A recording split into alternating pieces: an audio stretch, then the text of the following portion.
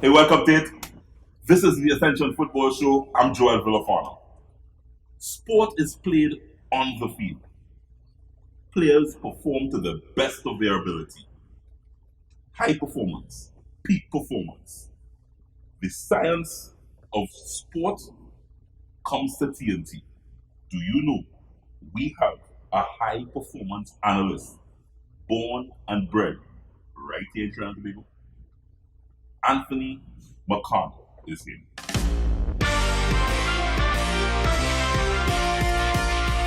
But I think that is something that is important, especially for one. Let's say second segment of the fitness to keep your body going. That is all I ever wanted to be, a professional footballer, to play football, that is all.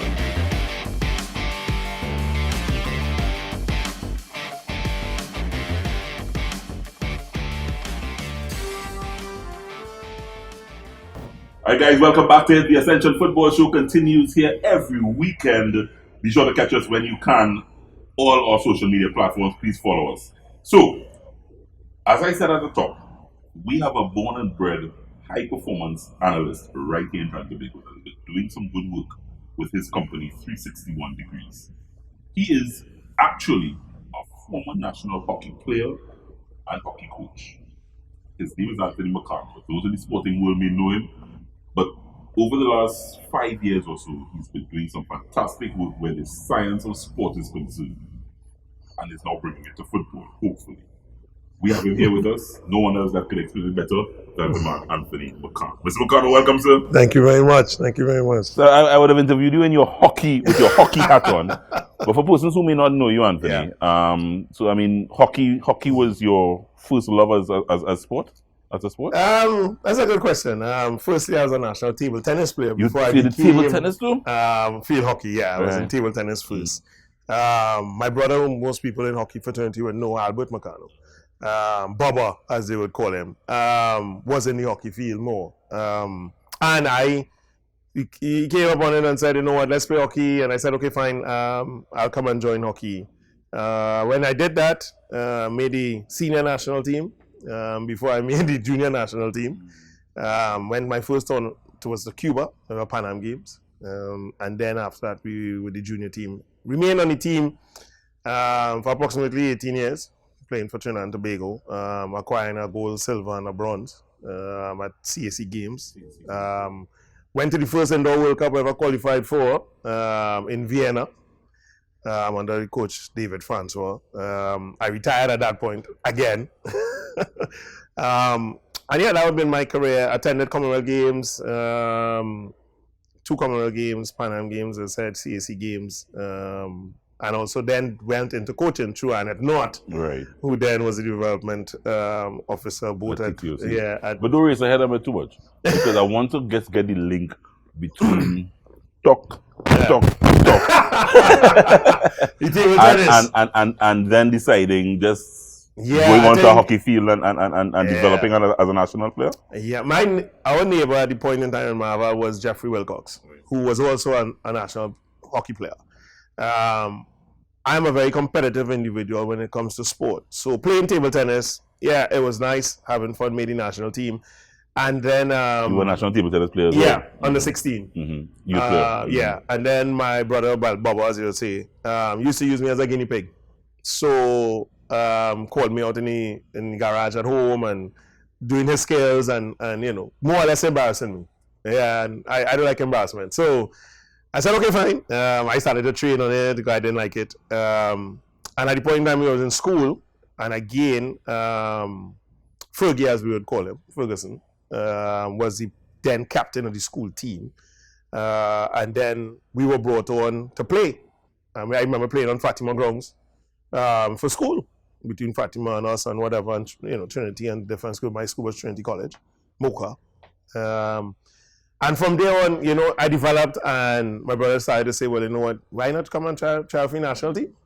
And I was like, yeah, okay, I'll just try it. You know, I love sports. I played all sports. I played cricket for the school, football for the school, at the lower levels, and stuff. So table tennis and all the different sports. So I love sports.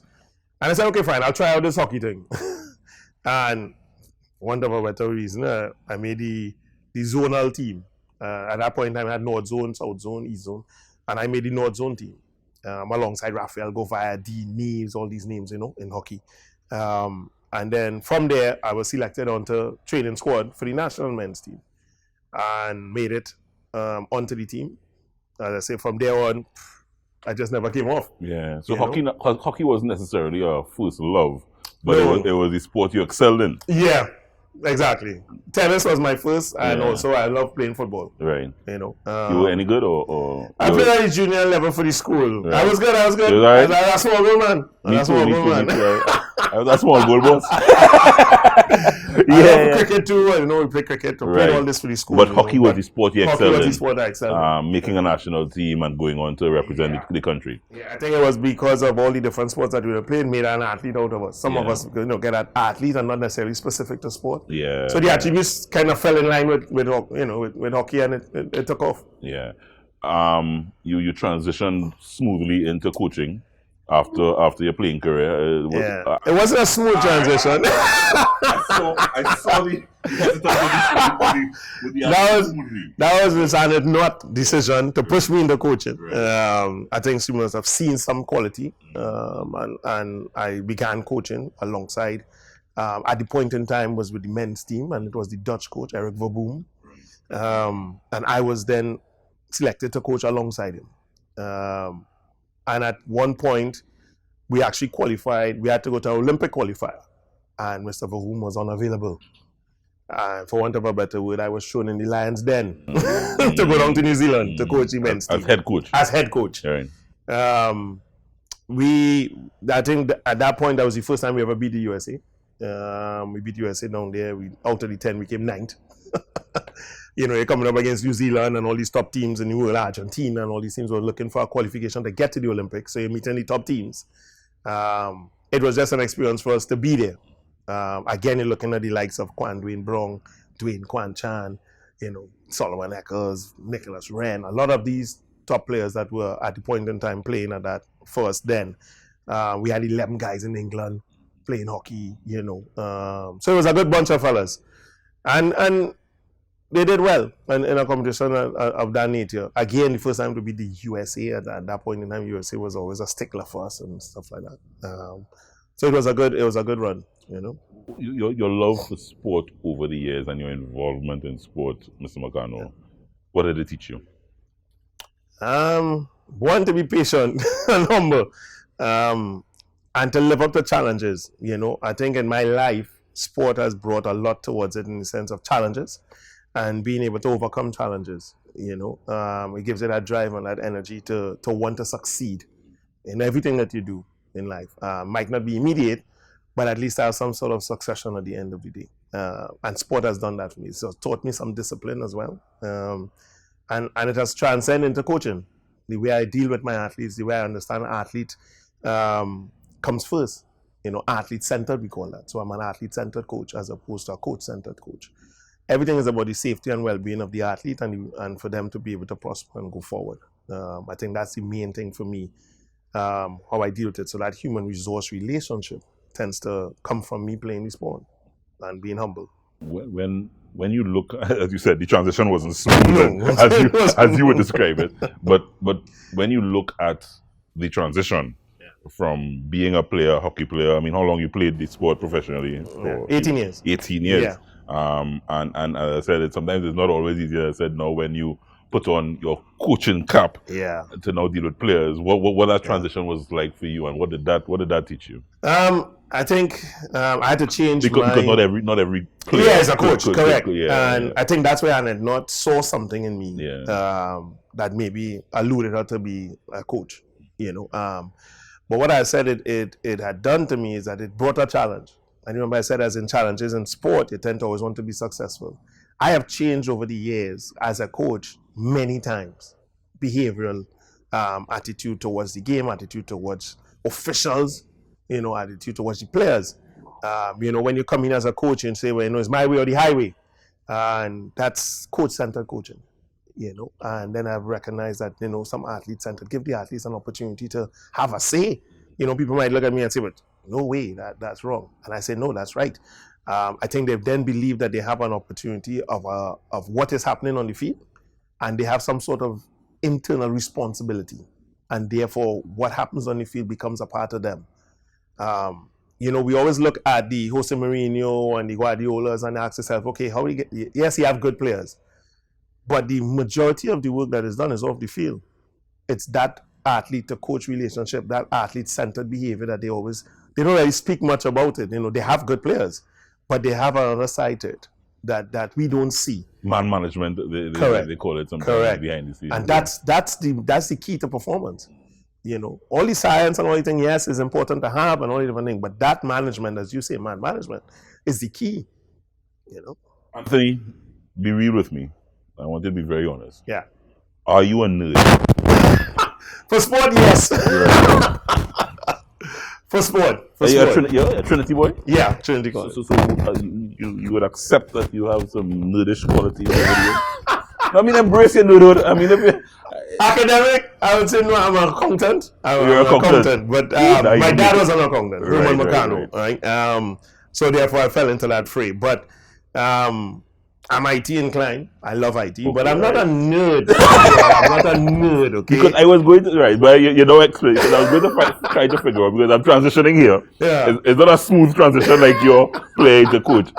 Because I was going to ask you, how in heaven's name, an accountant by profession is now dealing with the science of sport? I really was hoping you told me, you was into physics and chemistry and biology. And I would say, all right. Actually, no. I'm a business and all. I'm an accountant, as I said. But I love IT. Yeah, IT was my thing. IT cleared it up right away for me. Yeah. I was always intrigued by it. I actually had my own business as an IT with Wilmark. I had my own business building computers and everything for people and stuff like that. Always loved it. And then got an opportunity to link networking and stuff with it. So I actually do CCTV cameras now and stuff like that actually has an interlink to networking. So I was able to branch off from accounting into many different diversification aspects of work. And again, still being able to keep up with my sport. I think one of the main things being self-employed gives me the opportunity to be in sport more. You know what I mean? It has its ups and downs, as anybody who's self-employed understands. But it gives me the opportunity to really be passionate and love what I do in the sport arena and really give what I can to it back to sport. So, from playing sport professionally for the national team, going into coaching, based on your IT background, you have now developed what is a high performance program. Through a company that you have set up called 361 Degrees. Yeah, myself and Alicia Casimir. Right, it's a partnership. Yeah, it's some directors. Initially, we also had Sharon Bravo Phillip on with us as well. So give me the nutshell version of what 361 Degrees is all about. 361 Degrees recognize that there are a lot of youths out here that have not been exposed to high performance. They wait until they reach to the level of national and then decide that that's the point when they're going to have some high level interaction in a manner. And we felt as 361 Degrees that shouldn't be. I think it's important that youths now get the opportunity to understand what high performance is, what it entails, getting scholarships to go to universities and go out there and then recognize, wow, what is this? What is going in the gym all the time? What is training all odd hours of the day? What is eating right? You know what I mean? We don't have that opportunity maybe at the younger level. So 361 Degrees was developed to try and bridge that gap. Bridge the gap in also skill development, and bridge the gap in being able to give coaches and athletes the understanding that they could actually review themselves. We have different types of learners. Not everybody is able to learn by just doing, which you know is that kinesthetic person. Some people could learn by watching a video. Some people could learn, in many different ways. We know the different ways of learning. And what we decided to do is, listen, give all the aspects. Yes, we have phones and we could film on a phone and we could review it on a phone, but what else can we do on our phone? Can I take the phone and look at the angle of a player's leg when they're kicking the ball and see if it's at the right position? Can I look at the positioning of the non-kicking foot to the ball, to the kicking foot? Where's the contact on the ball? What angle was the contact at? What was the entire body shape? Was it a straight line body shape or not? I knew you were going to do it. I just say there's so much things that we look at, So- that unable to see. So, Anthony, your love for sport, you played sport at a very high level, and your affinity and knowledge of IT. Yeah. Tell me when that connection came to recognize that you wanted to do 361 degrees and literally perform an entirely open up an entirely new world to Trinidad and Tobago in terms of high performance athletes. I would say the initially started one with Miss not giving me the opportunity to coach. That was the coaching, start. the Actual coaching. coaching aspect. Mm-hmm. That kind of started me off in that direction in the sense of changing my mindset. Yeah. That was one. The other one that came about was actually between Miss Knott and Brian Lewis giving me the opportunity to actually take part in the ICECP, which again is the International Coaching Enrichment Program at Delaware University, the U.S. Olympic Committee, and the International Olympic Committee, all three in one, where I had to do my final in Switzerland and present my project. I think there is where it began, because my project at that point was dealing with anthropometric measurements in athletes and anthropometric development and data analysis. And I said, we have a problem in mixing science with sport in Trinidad and Tobago, and not just Trinidad, but in the Caribbean. We get ad hoc performances. We don't get consistent performances. Why? Maybe because we depend on just natural talent. Let's add science to this talent and therefore develop a pool, not necessarily with those who are already in that, but from the young stages. If we could develop a pool of athletes, and I'm going to say this very clearly, athletes, not players. So playing football at age 5 and age 6 is one thing. I want to develop the athlete in you. And normal thing in long-term athlete development will state that athlete is developed to the age of 14. And at the age of 14 is when they choose the direction that they wish to go in. We choose our players at 5 and 6 years old. Come and play football every weekend. Come and play hockey every weekend. And they become this hockey person. There's a percentage of involvement in the different sports. If you look back at your life, and even mine, when you were in school, how much sports you were playing? Yeah. You play everything. Everything. As much as you could play, you play. On the August vacation, you playing, you're sweating in the road here. If them girls playing hopscotch, I'm going and jumping down. You're jumping on a tree, you're going to pick a mango. Right. So we're doing a multitude of stuff. These athletes now are stuck in one sport, and therefore, look at the injuries that we get. Ask yourself, types of injuries in the different sports and why. Is it because you play in the sport too long and therefore muscles were developed in a certain area and not in another, and therefore you're going to fall flat? Can we not give them the opportunity to play sports, play whatever you want, and then diversify in the age of 14, secondary school, let's say, diversify yourself into the sport that you really want to play. But I've developed an athlete who can play multitude of sports, and that's why it was the easy transition for me from table tennis to field hockey. So we have a nerd in the house. Anthony McConnell is here with us. He's going to try to break down in the simplest form how important the science of sport is, and how that contributes to high performance or creating high performance athletes right here in Trinidad. Born and bred here in TNT, former national hockey player, former national coach, now a nerd representing us in this field of the sport of science. We're coming back. This is the Ascension Football Show. We're going to get deep into the sport of science today with Anthony McConnell. The situation we have here is that these characters, and I refer to them as pests, right? What they are doing is destroying our country, but not on my watch. No street, no turf, no block shall belong to these cockroaches, right? It's no longer business as usual. Happy hour is over. If they don't fear God, at least they will fear Terminix. Have you considered how your methods could impact on pests across the country? I find we look after the rights of pests as opposed to the rights of the 1.3 million law-abiding citizens in Trinidad and Tobago. I wonder if Roach Ladden's son come here for carnival, if you'll interview me. But how can you defend one shot, one kill? What, you want me to throw a pillow at him? I didn't say that. No, well, if a roach jumps in front of you now, what will you do? Run. Oh, Jesus, Lord Father.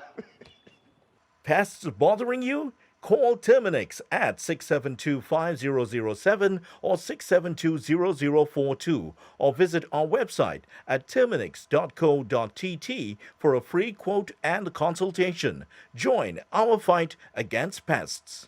Get in the game with Ascension. Quality for champions. Ascension. Premium quality and style make you stand out all the time. Ascension is quality for champions. Ascension fit is always right. Take your game to higher heights. Ascension got the quality for champions. So everybody say, hey, oh, we wearing Ascension when we play. To run out on the field in style. What's the brand that we want? Ascension. We wearing what we wearing is Ascension. Quality for a champion. Ascension. We wearing what we wearing is Ascension. Quality for a champion. Ascension. We wearing what we wearing is Ascension.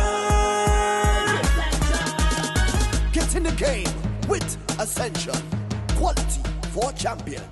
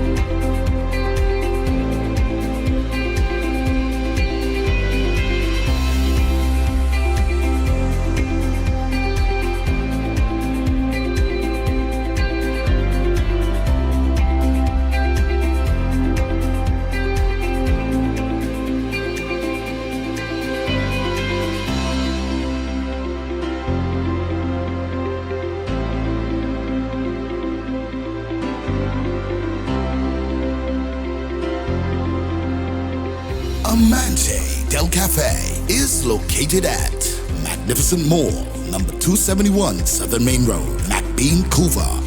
Amante Del Cafe. Happiness begins with brew.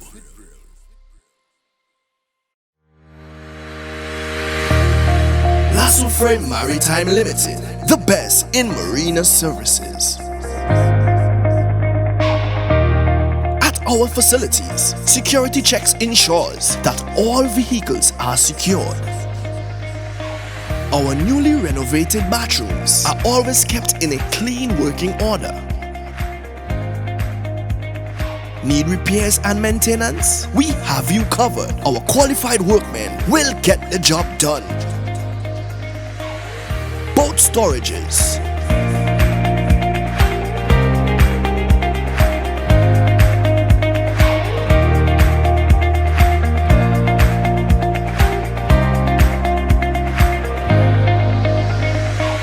From our marina, you can easily push off for a family sailing trip.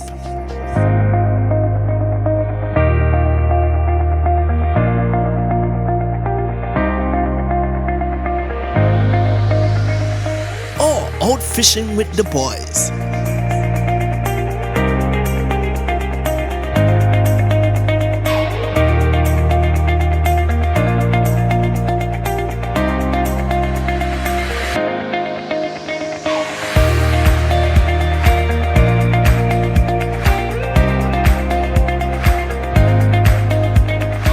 Or a fun DDI experience with friends.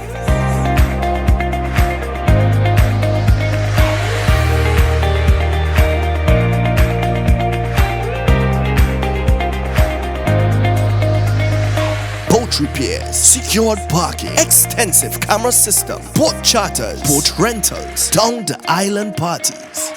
Contact us at 1-868-634-1653. Lasso Frame Maritime Limited, the best in marina services. Life's better on a boat. So the science of sport is something that being introduced here in Trinidad and Tobago, and whether we're taking it seriously or not will really determine the future success of sport at all levels here in Trinidad and Tobago. What Anthony Macano is bringing to the table based on his background, his research, and the new company that he's formed over the last few years, 361 Degrees, is something that we want to dig into. And hopefully, as I said, coaches, players across the spectrum, especially footballers, will take note of.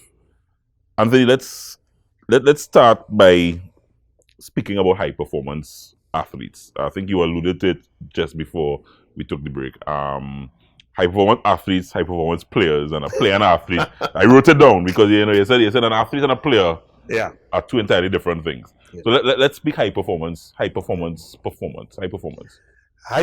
in itself has many facets. It is not just when they talk about sports science, people just think that it's about strength and speed and stuff like this and being able to analyze that. Yes, that's part of it.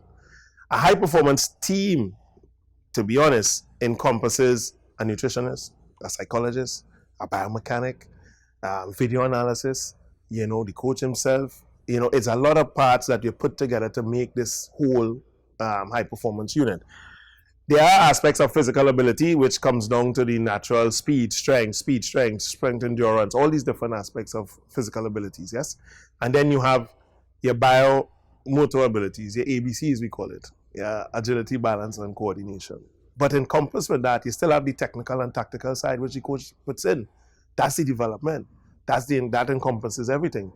What 361 Degrees tends to bring into it is that aspect of video analysis. Mm-hmm. That aspect the analytics part correct, of it. So you take all those aspects, you analyze it. Yeah. So now I will take, with the GPS, we could actually track a player on the field, see how much distance they're running, how fast they're running, how much sprints they're making, that kind of stuff we could pull off of a GPS, which is the global positioning satellite that we put on the athletes. And I mean, most people would have seen it on the athletes outside.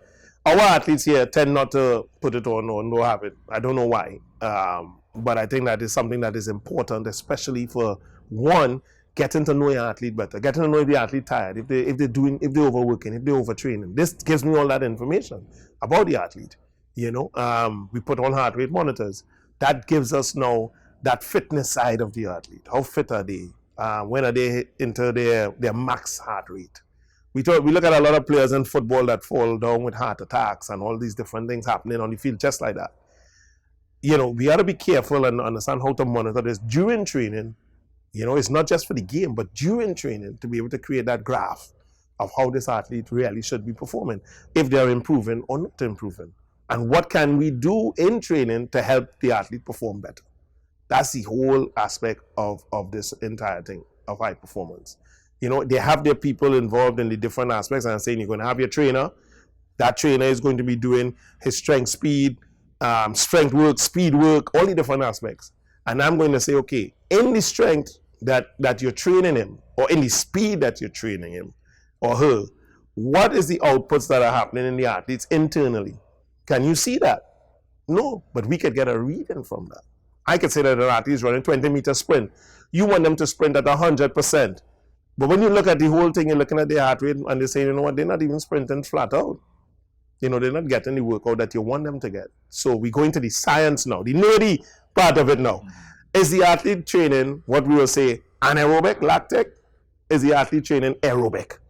What do you want your training to be? I want my training to be anaerobic, lactic. And I'm saying this athlete is not producing anaerobic, lactic performance.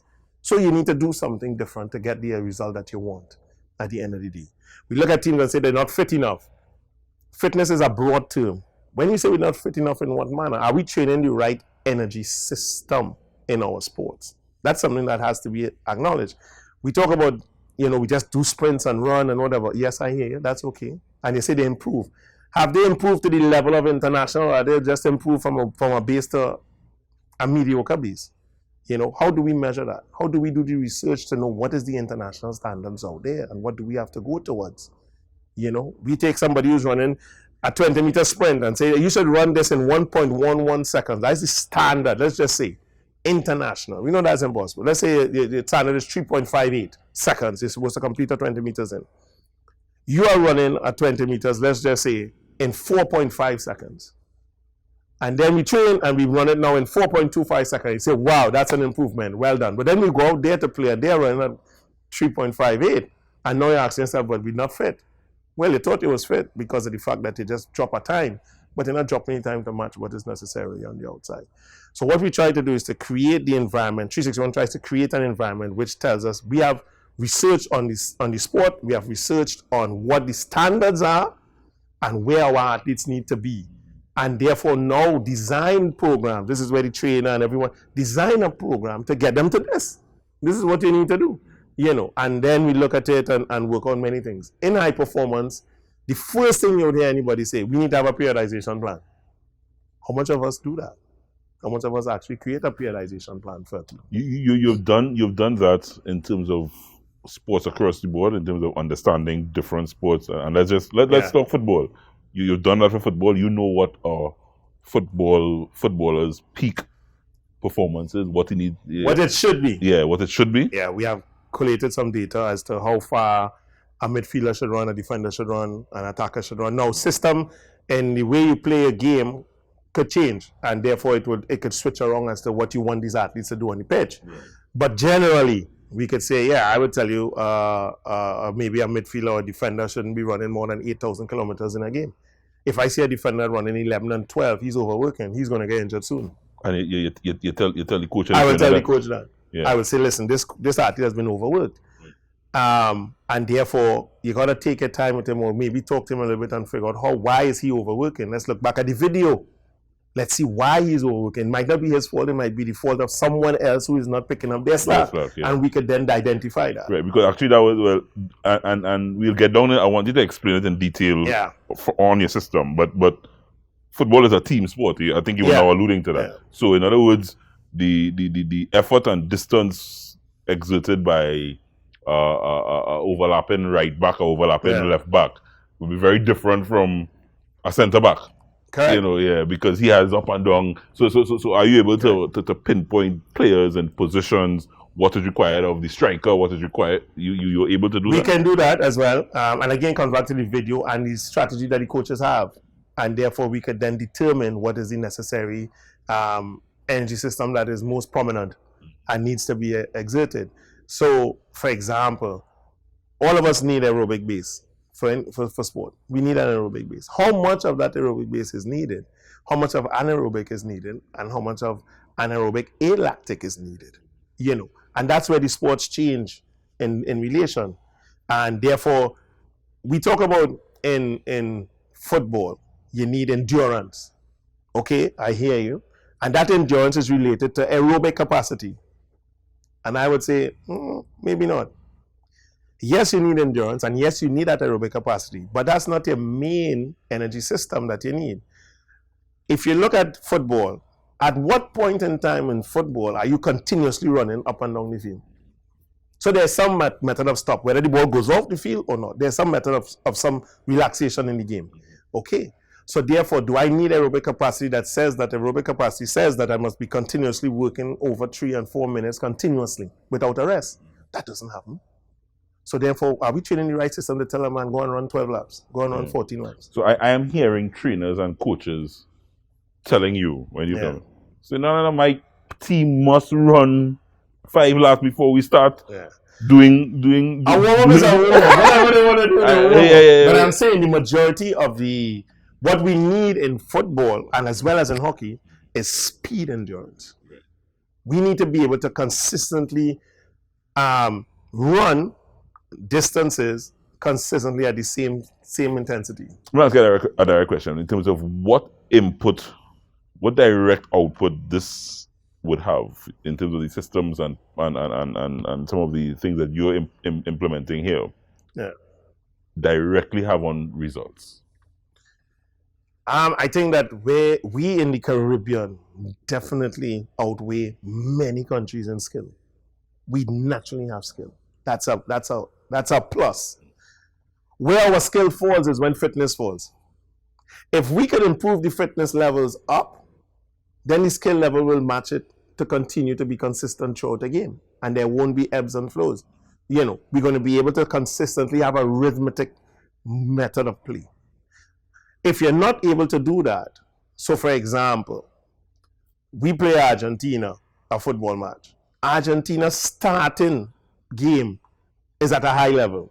which is beyond what you're accustomed to. It will last for maybe 15, 20 minutes. And after that, they're going to fall. The performance is going to fall. So therefore, the passing is not going to be accurate anymore. Maybe I'm not able to get to a ball fast as I was able to get to before. Because again, we would have trained us an energy system that might have been aerobic. And that aerobic capacity gives us the opportunity to train at a consistent level over a period of time. We want to be able to burst, come back down, burst. And that burst must always be consistent to the first burst. If I do 10 bursts, all 10 must try to be the same. And not the 10th one falling way below the first one.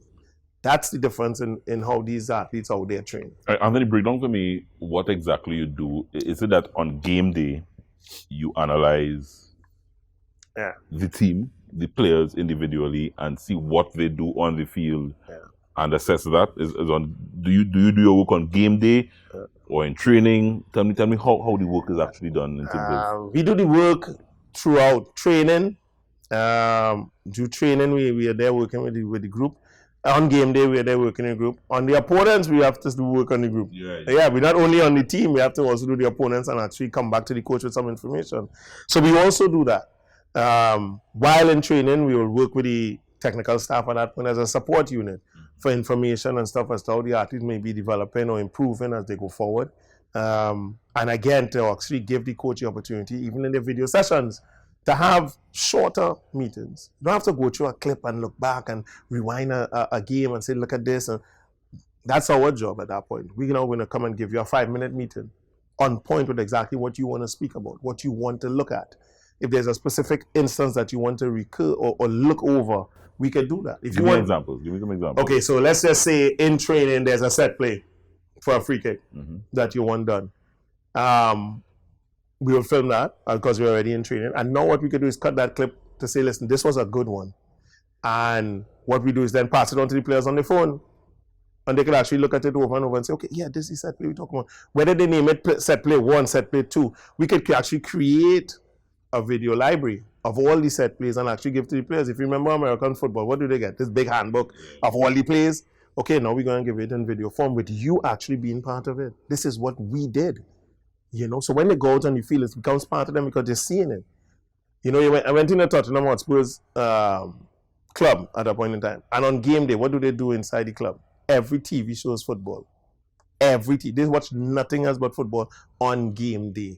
And again, it's just for the players to just get themselves in a mode and in the right mood to play. What we do is take that footage and then decide from training, did we do it in the game the right way? Was it done right? Can we put it together? With the system that we have, I'm actually able to overlap. So what I'll tend to say is a dry run. So for us in hockey or in a free, let's say a free kick for football, let's forget hockey. If the team sets up a certain wall in a certain way, what free kick is the best free kick to use based on where the keeper is positioned?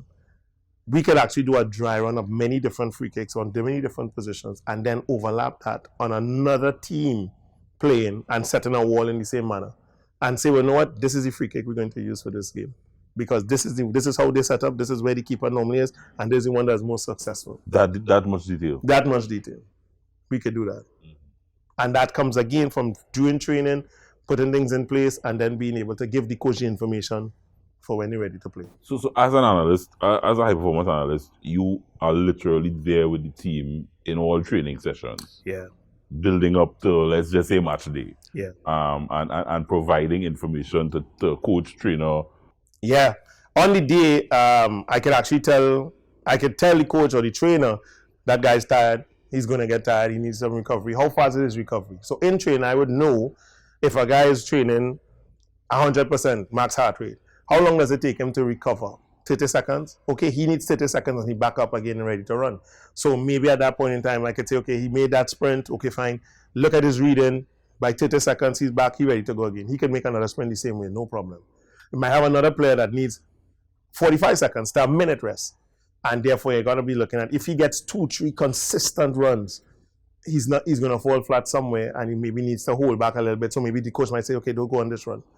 Hold a little bit. that kind of thing. And we therefore manage the players on the pitch as well. This sort of information is happening internationally in many, many teams. If you look at any of the, people love to watch the EPL. If you look at them and you look on the bench, you look at the assistant coach with the iPad, that's what we could provide. We could provide the coach with the iPad with replay the clips.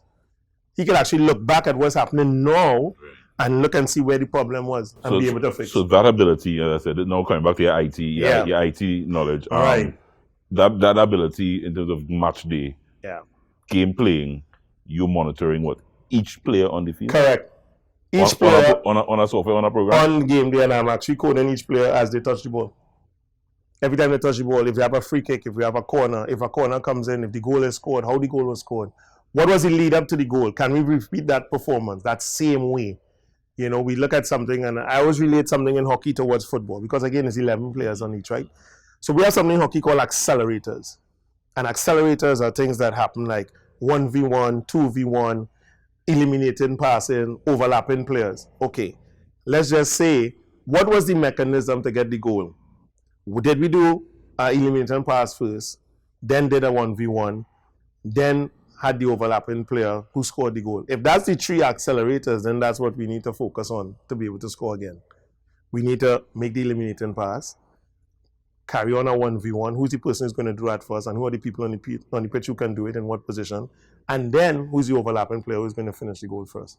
If we could get that system and that sequence in order, that's it there. This team that you're playing against has a fault for that, and we could therefore repeat that consistently in the game and get performance. Of course, 361 Degrees is your company, but this is something, what you're bringing to the fore here, I don't think I've heard in national sport for the last 2 decades, 3 decades. I would say hockey has had it for quite a number of years. How many number of years? Since I was coaching in 2006. Serious? Yeah, we've been using the software and analysis like this, and again through Annette, who had the vision of us getting involved through the Dutch. Right. I say I was trained under the Dutch. Right. So kind of understand that was where we needed to go. Yeah. And again, having successes in qualifying for World Cup qualifiers, going to the World Cup in indoor twice now.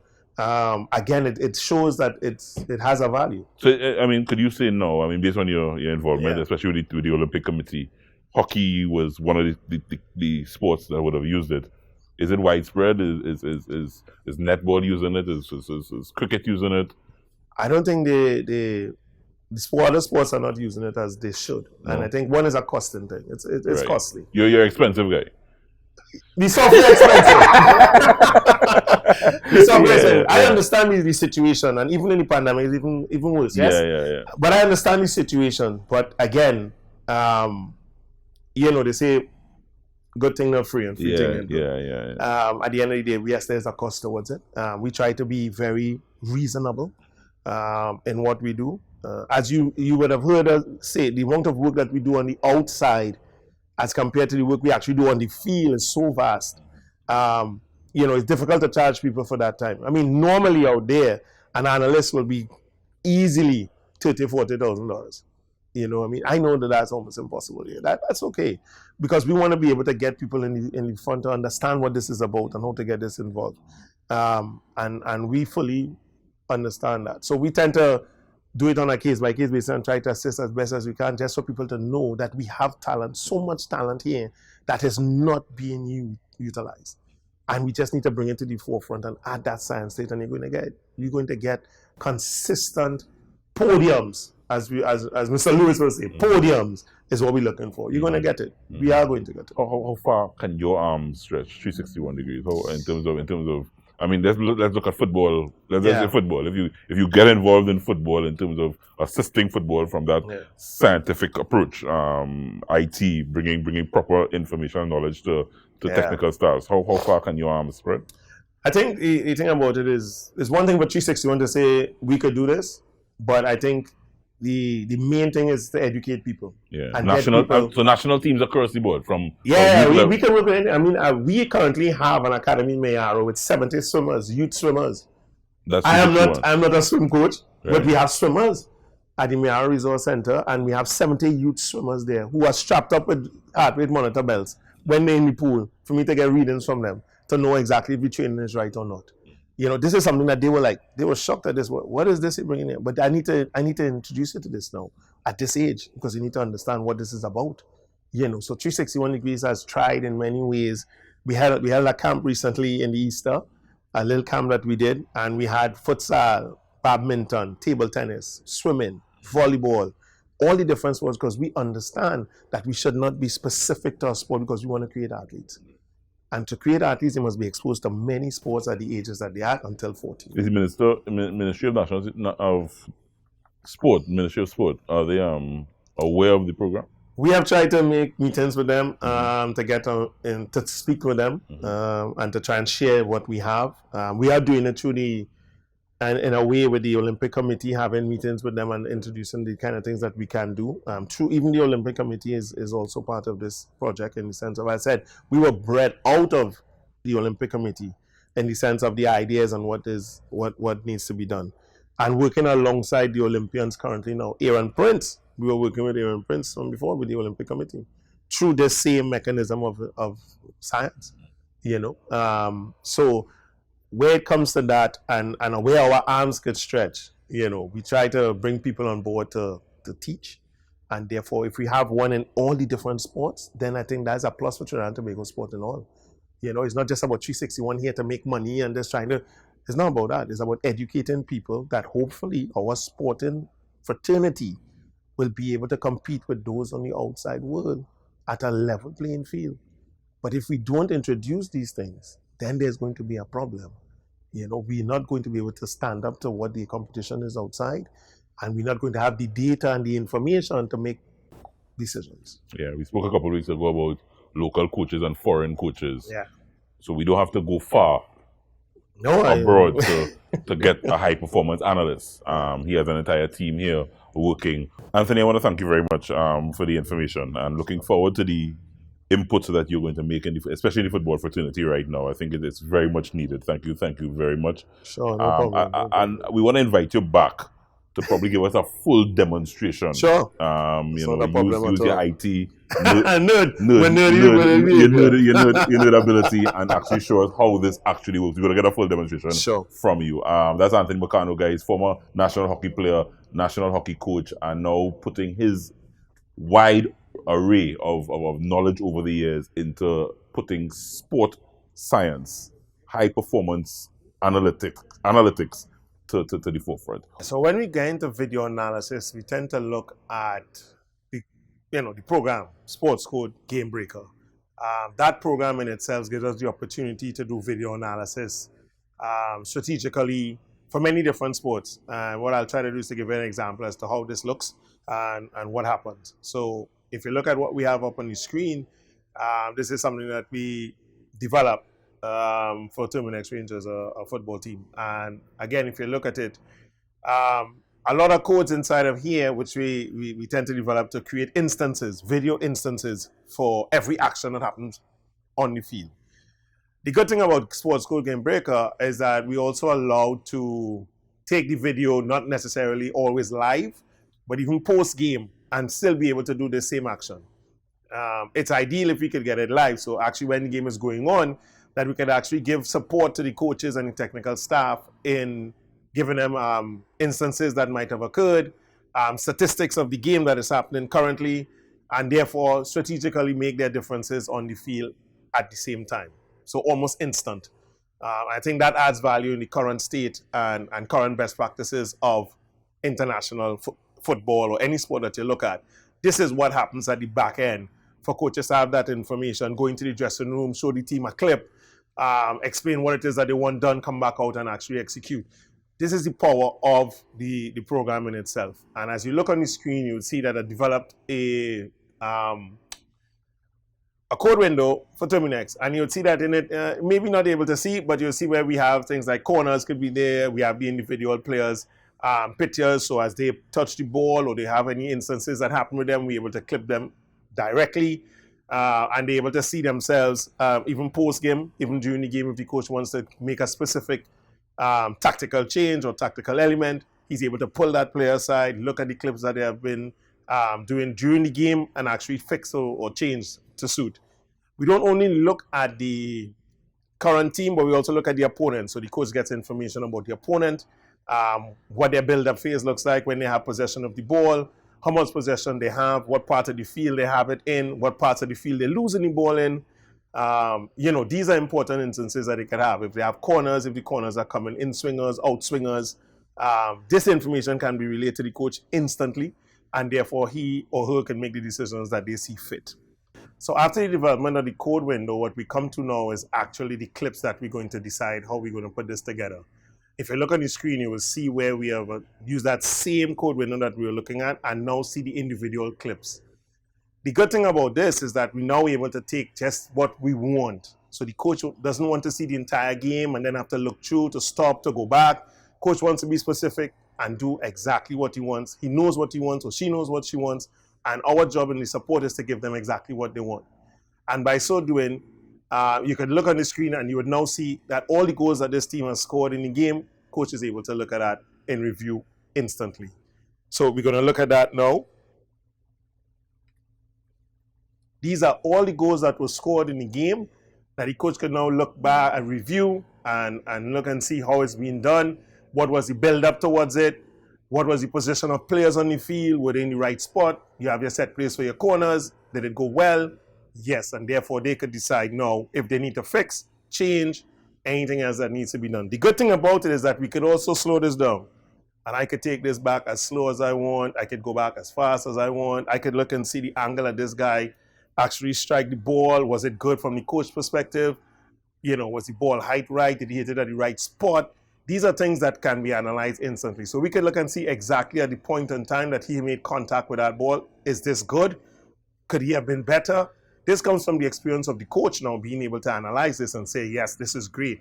One-timer and being able to score. So these are the good things about the program, that we're able to slow down any instance possible and actually let the coach analyze it even further if need be, or the player themselves. All right, so to give you an example of if it is that we are at a game live and the team is actually playing, I'm going to give you a little example as to the things that we could code at that instance immediately that can also be sent to the coach on the bench or whatever on their iPad, that they're able to see it immediately and make adjustments. So simple thing as the opponents have possession in this game, we're going to look and see how their build-up was, and we're going to actually see a clip appear on the screen, and then we're going to look it over and see if it matches. So let's take a look at this. So right now in possession is the team in green, and what we're going to do is actually create a clip. You'll see that a clip is highlighted under the opponent side, and now they're in possession of the ball, and the ball is moving. Remember, we live at the game, and this is happening now. So I'm here at the game, and the game is going on, and we see this happening. Now the ball has gone forward. We were looking at build-up. As you would see now on the screen, there's a clip that was developed on build-up only. If at any point the coach wants to actually go back and look and see what happened in that build-up, we could easily say, you know what, let's look at this now on the game. And they're going to see exactly what just happened, and the coach is able to review and now set maybe his attacking team different on how they press, how they play against it, what he wants them to do. And he's doing that instantly at the same time the game is actually going on. Remember, we stopped after the build-up, the ball is gone, so that clip is over. One of the things that we also, Game Breaker is not necessarily for football only, for multitude of sports. And I'm just going to give an example of how we did with hockey as well. And you're going to see a clip with just 3D skills. So again, just being specific to what you want out of the entire game to be seen. And that's what we will show. So I'm going to give you a clip now about that. So as you look on this clip, you'll see that the girl in red just being able to lift the ball off the floor. Again, a lot of 3D skills, just throwing the ball in the air. This is all we want to see. Who are the individuals who are doing the 3D? Who is not doing the 3D? How do we defend that? And that's important to know. Where are they doing it? Closer to the D, wherever it is, that becomes dangerous. So now we can put tactics in place to to stop that event from happening. Again, we can look at, as I said, multitude of sports. So now we're going to have a look at what we did some work with badminton.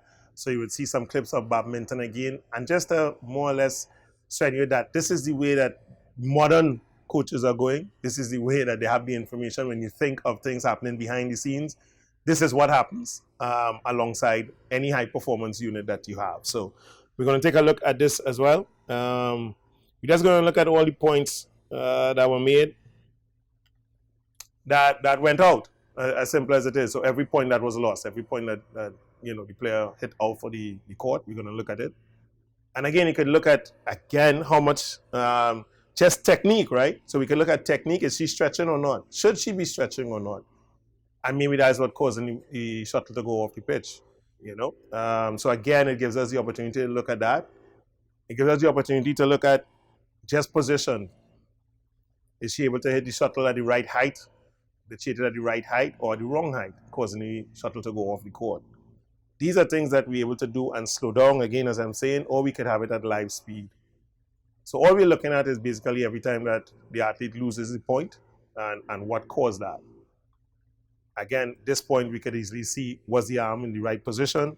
If we slow it properly, was she in the right position? Was the shuttle too far behind her head? Again, this is the coach's experience. And now making contact, is she balanced? Is she not? These are things that we look for. Was the step to move backwards correct? All these things can be defined and decided on at that point in time during the game, and the information can be passed on to the coaches at that instant. This is the power of video analysis. Pest control is a pain, but you don't have to go it alone. If you're a business that needs someone who will fix your problems point blank, go with the brand that's tested. Go with Terminix.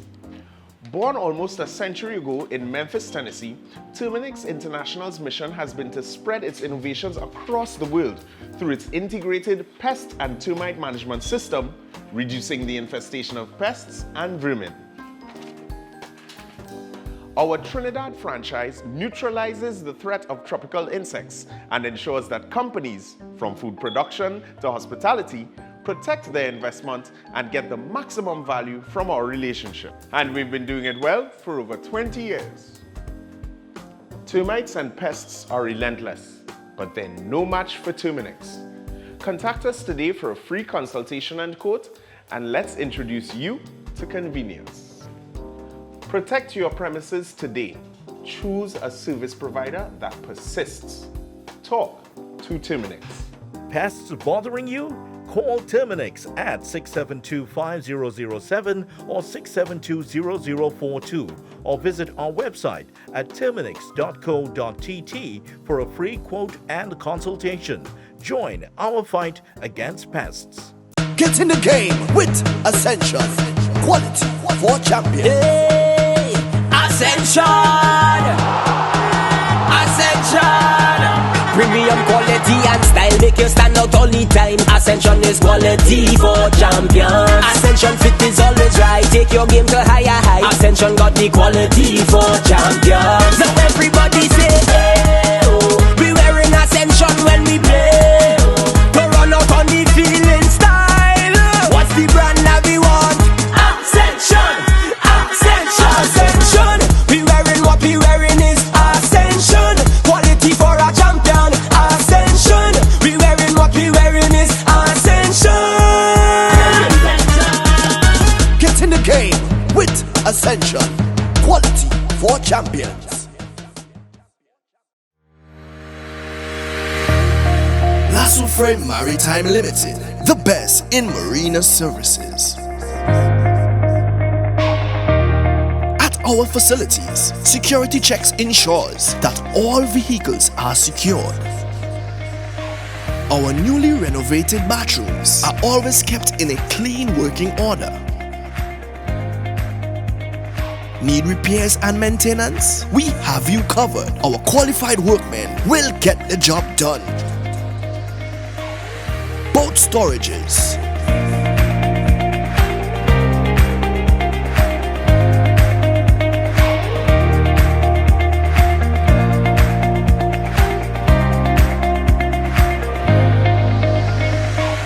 from our marina, you can easily push off for a family sailing trip.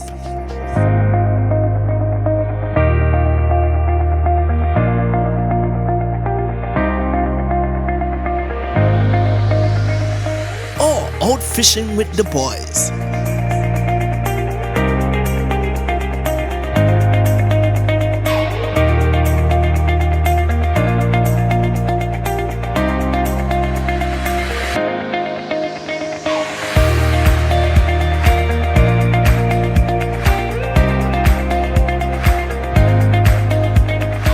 Or a fun DDI experience with friends.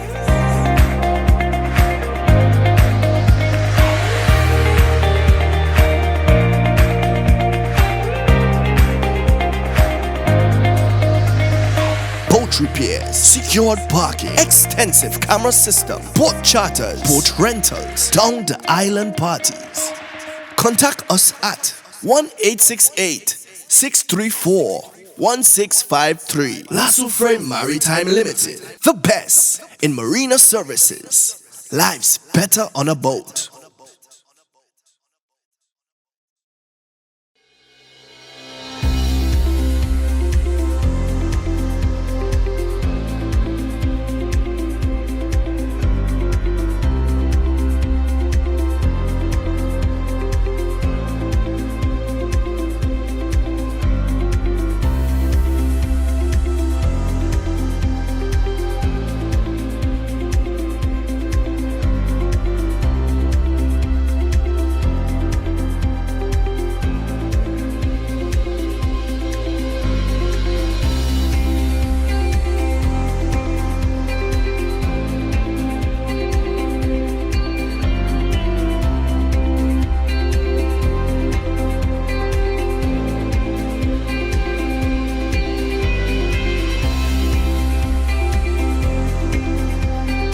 Amante Del Cafe is located at Magnificent Mall, number 271 Southern Main Road, McBean, Couva.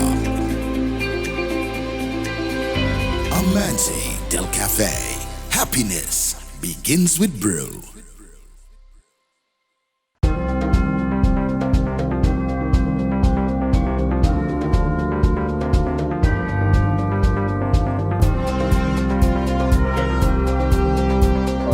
Sundays, that's my favorite childhood memory. On Sundays with Mr. Paul Clark coming out, the whole community, like almost every child in the community used to come out and play football on that day. The younger ones, the older ones, and that was my favorite childhood memory, getting to come out to play on that particular Sunday to play football. To tell you the honest truth, from the beginning when I actually know myself, that is all I ever wanted to be, a professional footballer, to play football. That is all, from birth. My favorite footballers is Ronaldo from Brazil, Ronaldinho and Zidane. To me, them is the three greatest. That is the best I see to me. Well, I made my senior apprentice playing with Jablote. I was called up to play a friendly against Panama under Coach Stephen Hart.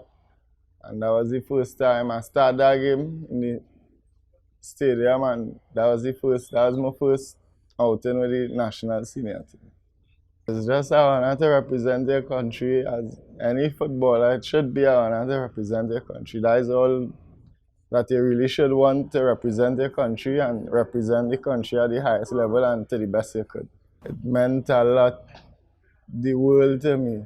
Well, it was actually like your senior dreams coming true that you had as a kid, growing up knowing you want to represent your country, and then it happened, and yeah, it was just fantastic.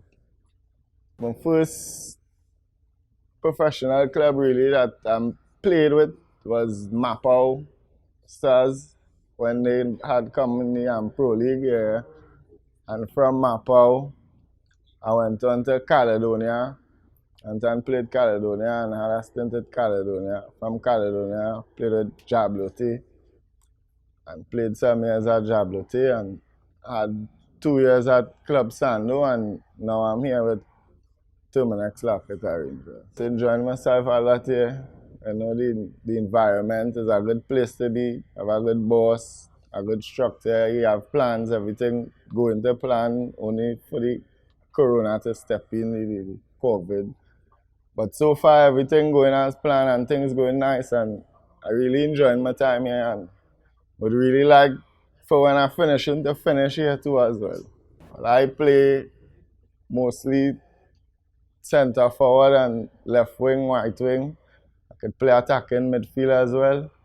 And to me, my strengths in the game is dribbling, running with the ball, and dead ball. I'm good at dead balls. I could kick the ball, and I also have an eye for making a nice pass too as well. So me, I would say Mr. Rajic Lachu from Caledonia Because in that point of time when I had broken my foot and was really considering finishing with football, and that is the person that called me back out onto the scene and gave me that chance again to play again. And so hats off to him, and to me that is the person with the biggest impact on me, coach.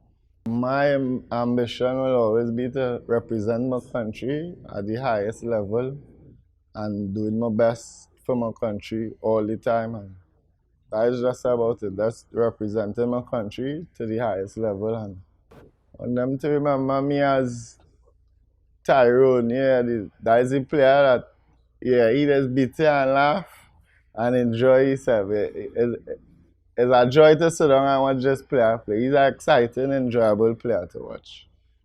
I'm Tyrone Charles and I represent Terminex Lakota Rangers.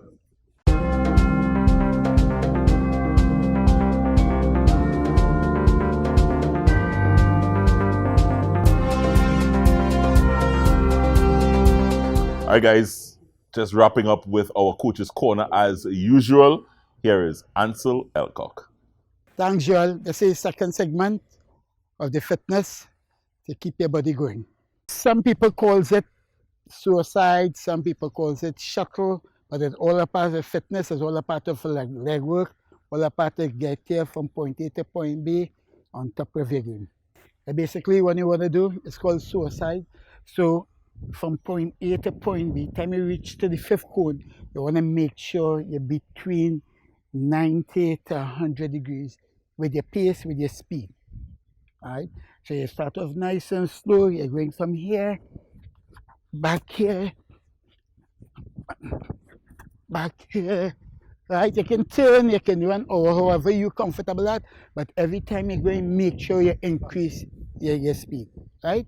So you can come here, you can turn back, right? Because remember, you're racing going with yourself and with your mind, with your body to get yourself fit, right? And go. Good, good. Push yourself, good. Push yourself, good. Good, push yourself, good. One more, good. And good. Yeah, well done. Good form, yeah. Breathe, walk. You have to walk on, you can't be tense, walk on air. Just like in a game, when you get tired, you have to catch your breath because they keep coming at you. So you have to control your breathing, right? Lift your head, breathe through your nose, then go through your mouth, right? Take some big one, hold it, let it go, right? Yeah. 10, 9, 8, 7, 6, 5, 4, 3, 2, 1, go. Good. All the way back to the cones. Good. Well done. Good. Watch your step. Good. All the way back. Good. Good.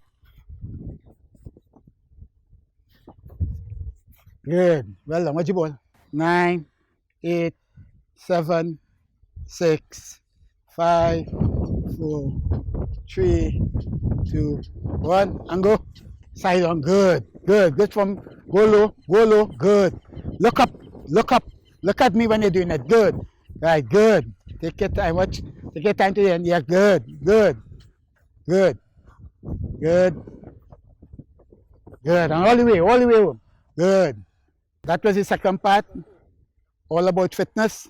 Back to you, Joel. Hope you enjoyed the show as much as I did. Learned a lot, and I think sports science and high performance sport here in this country, we need to take another look at it. I want to thank Anthony Macano for passing through the show today and dropping his knowledge. Wishing him all the best as he makes a serious contribution to sport in the future here in Trinidad and Tobago. That's the Ascension Football Show for another week. I'm Joel Villafana. We'll see you back soon right here on the Ascension Football Show.